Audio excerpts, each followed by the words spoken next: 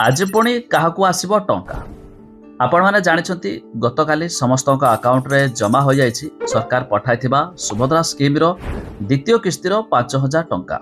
तेबे जदि आपण अकाउंट रे एपर्यंत पहुँची ना तेबे केबे सुधा पहुँचबो बा आज आसीबो कि जहाँ आम जाना भिडियो रे शेष पर्यंत देखंतु। ता पूर्व वीडियो गोटे लाइक कर दिए, सब्सक्राइब करनथिले एबे सब्सक्राइब करी पाखर थिबा घंटी चिन्ह को दबाई दियंतु।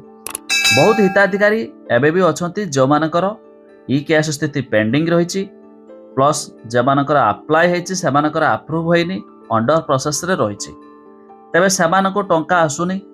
एमिति कि बहुत हिताधिकारी सबू ठीक थिबा सत्ते भी से मानको अकाउंट रे भी टंका जमा होई पारि नाही। तेबे से टंका जहाँ भी सरकार पठाइले काली राति सुधा बहुत लोकंक अकाउंट रे पहुंच जाइछि। नमस्कार।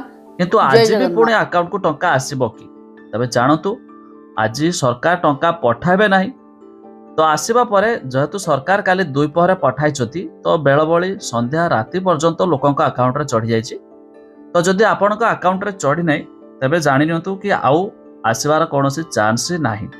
आसीबार थिले एपर्यंत आसी सारी थांता।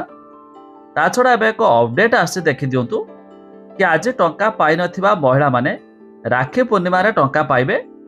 जदि द्वितीय किस्ती टंका न आसी तेबे सुभद्रार प्रथम द्वितीय और तृतीय किस्ती मिसी राखी पूर्णिमा रे एकाथर के 15,000 पाइबे। धरि नियंतु एबे आप सरकार घोषणा करछंती कि मार्च मास 31 तारिख पर्यंत शेष समय एई भितरे जे मानको आसीनी टंका बा जे माने एबे भी आवेदन करिदेबे तो सेमानको राखी पूर्णिमा रे एका बेले के 3टी किस्ती टंका मध्ये सेमानको मिल जिवो। ता छड़ा जो मानकर सब ठीक ठाक अच्छी फिर भी अकाउंट को आसी ना टंका तो जानतु मार्च 31 तारिख पर आमर उपमुख्यमंत्री प्रभाती परिडा घोषणा करछंती डोर टू डोर सर्वे आरंभ हेबो। तो सही सर्वे रे समानको मध्य जना पड़िबो कोन पाई टांको अकाउंट को टंका जाउनी।